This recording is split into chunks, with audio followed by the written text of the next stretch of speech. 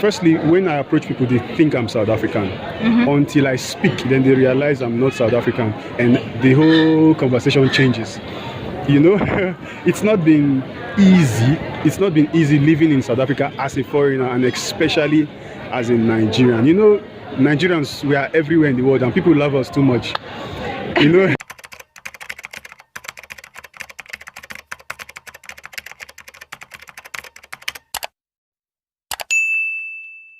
What's up, good people? Welcome to my YouTube channel. It's your girl, the African Tigress, again with another amazing video. Today I'm joined with an amazing brother here who has been living in South Africa for a while, and we're just here to share so he can share his experience. So in case you're new to my channel, in case you're not subscribed, kindly subscribe, tap the bell for notification, because I always bring you amazing videos, amazing interviews, travel videos and everything else. So I think it would be alright if we can start by him introducing. Okay, good people, good evening from South Africa. My name is Don Clifford Imakore, popularly known as the Foreign Zulu Boy. Ah, the Foreign Zulu Boy. Interesting. Why so? Yeah, because ever since I came to South Africa, like for example, the police, the Home Affairs, they don't bother me because everybody thinks I am a Zulu boy, and sometimes it even becomes a problem when they speak the language to me and I tell them I'm sorry, I don't understand. They'll be like, "Hi man, you are lying. You are a Zulu boy." You know, so from there people started calling me the Foreign Zulu Boy, and the name stuck. Okay, so you say since you came to South Africa, where are you from? Originally I'm Nigerian, but I like to see myself as a citizen of Africa. I've lived almost in every the north, south, east and west of Africa, so I like to see myself as a citizen of Africa. A citizen of Africa. Which countries have you lived in so far? I have lived in Ghana, I've lived in the Ivory Coast, I have lived in Liberia, I have lived in Cameroon, I have lived in Tunisia, I visited Morocco for a while, and I have also visited for a very short period of time Nairobi, and where else? I've been to Angola, then South Africa and Zimbabwe. South Africa and Zimbabwe. Okay, I see you've been to lots of places. So, okay, so this guy here is like really super amazing. He's so amazing. He's the person who designs my channel art. The first channel art I had on, the second one actually, on African Tigress, is the one who designed. He also designed the Kenyan sister channel art. So he's like really cool and an amazing designer, and well, I didn't know him. He did all that for me free of charge. Why did you do it anyway? Okay, to be honest with you, I'm someone who really believes in the One Africa concept. Like, I believe that because, okay, if you've lived in Europe, you can see how it's seamless in Europe. Like, there's no difference between people that live in Austria and those that live in the Netherlands and people that live in Germany. They all collaborate and do things as one. If, like, for example, even if you follow some YouTubers in Canada, if you follow people like Peter McKinnon and the other guys, Potato Jet and all that, they help each other. You do not know the difference between who is who. You think that they're all working together. So I'm someone who actually wishes for that in Africa. So I saw her and a couple of other African YouTubers that I may not need to mention right now, but I reached out to them because I want us to build that bridge. I want us to start coming together in any way possible, you know. So that was the reason why I reached out to the African Tigress. And secondly, the truth is I feel like her content is genuine. You know, I want to support anything that is genuine so that we can grow together. We can grow original, authentic African content. Are you sure it's not because my first channel art was so shit? No, like, it was so bad. That was part of it, though. It was so bad That was part because of it, though. You know? because when we met, the thing is, you just sent me, because my mail is always on my channel, so you just sent me an email with an improved, upgraded channel art.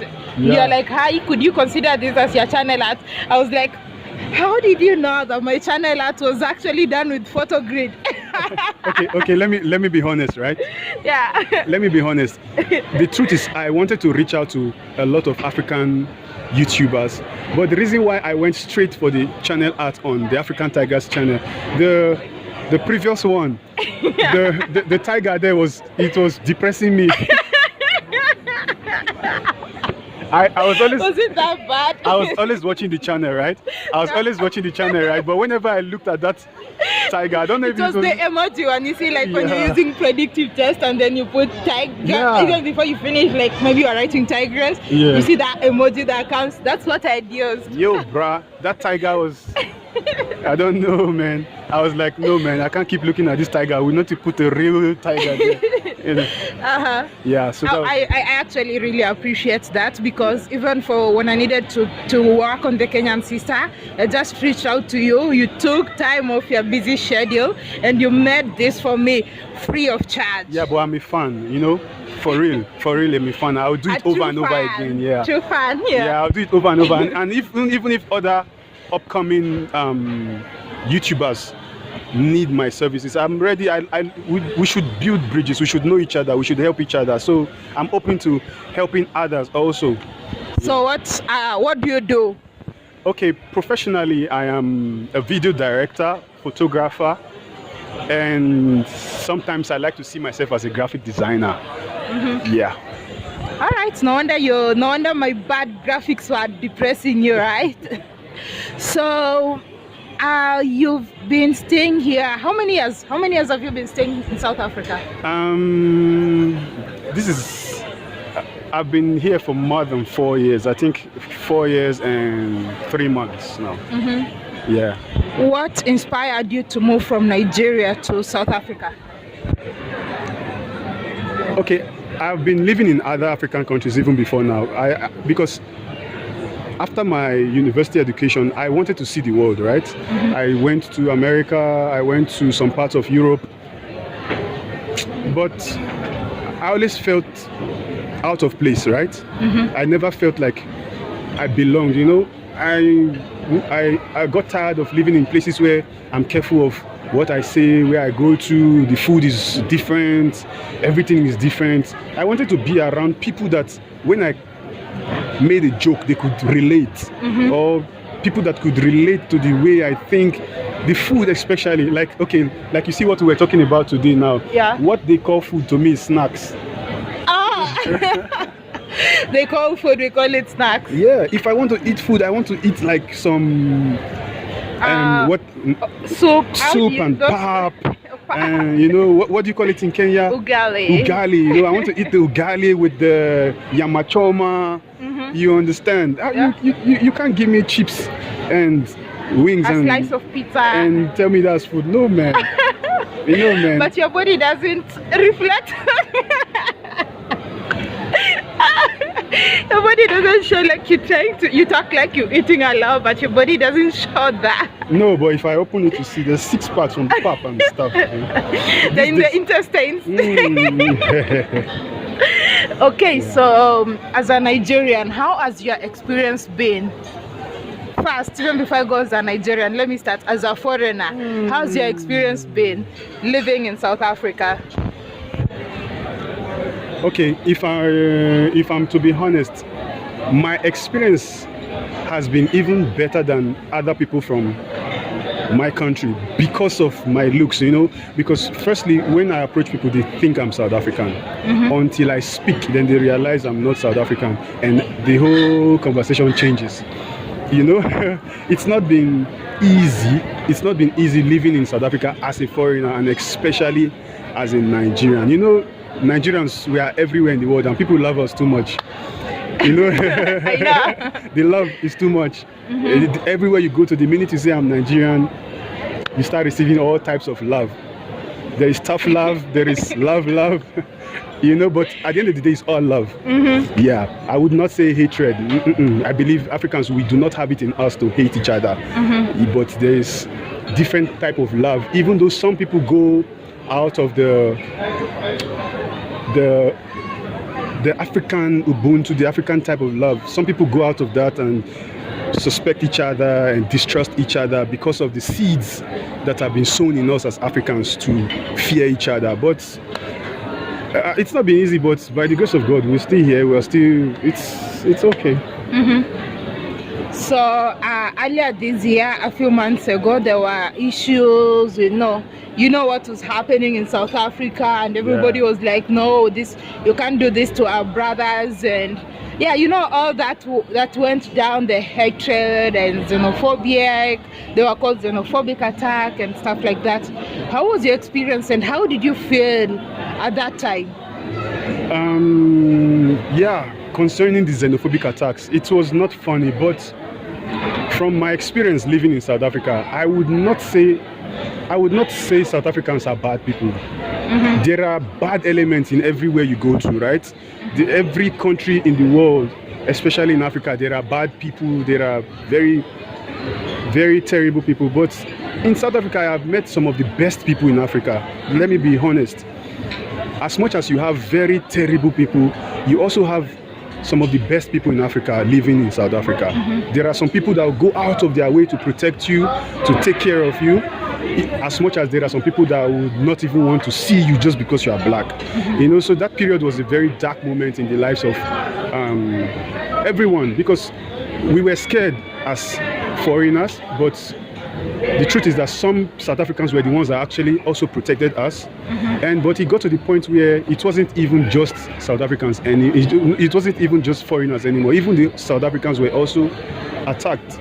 Oh. Yeah, South Africans were also attacked. So that tells you that it's not really like a planned thing by South Africans. You know, it's just a group of unscrupulous elements that decided to just give the country a very, very bad name. Yeah. Were you scared at that time? Could you get out? Could you comfortably walk in the streets and feel, without feeling like, oh, maybe they're gonna know I'm not from here? I was scared, Baba. I was scared, Baba. I did not come out of my apartment for 3 weeks. For 3 weeks, I did not come out of my apartment. And to be honest, to make matters worse, it was not just the people I was afraid of, because even the police were going around, instead of helping the foreigners, they were going around also trying to arrest foreigners because they wanted to pacify their people. But I understand why they did that though, because they just needed to do something to pacify the people to calm down. So they were even going around arresting foreigners, and you know, we Nigerians were special. You know, so as a Nigerian, I just had to lay low and wait until everything came down. But I had assistance, like South Africans were bringing me food at home, they were calling to check up on me, and yeah, so basically that's how it went. So the people who were arrested, what were they charged with, or were they arrested and later on released? Some were released. Some were released, but those that did not have their proper documentation were deported. Yeah, those that did not have proper documentation were deported.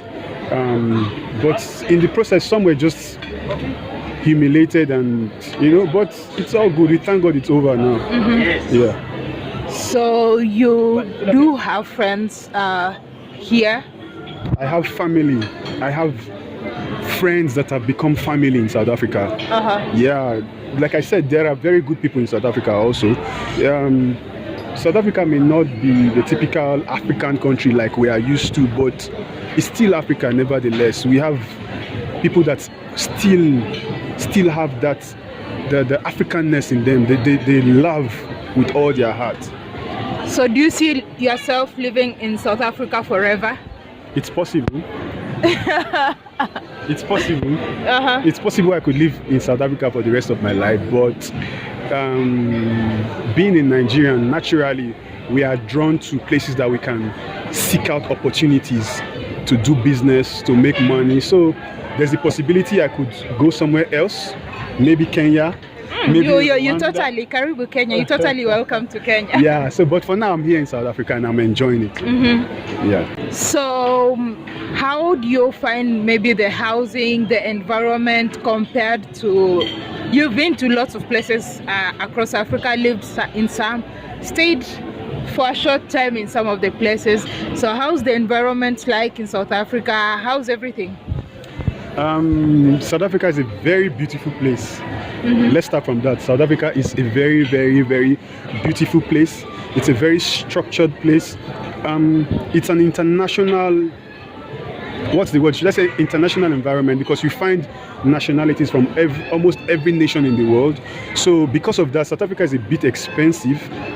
It's a bit expensive, but to an extent it's worth it. Yeah, because when you move into an apartment, the facilities that you have in the apartment, they are international standard. It's not like in some parts of Africa where you want to have your bath, you need to go boil water. I think in almost every apartment you can get like hot water, you get the security, you get everything. So basically South Africa is nice. It's okay. It's okay besides the fact that it's expensive, but every other thing I think it's okay. Is it a place that you'd recommend people to visit, move, stay, come, work, and stuff like that? Recommend? Would you recommend? For instance, would you recommend I come visit? Okay, and also on my channel, you know, there are a lot of Africans in diaspora who are looking at options of places to relocate to in Africa. So would you recommend South Africa as one of those places? I don't want to get in trouble. But if I'm to be honest, it depends on what you want. Depends on what you want. If you want to experience the real Africa,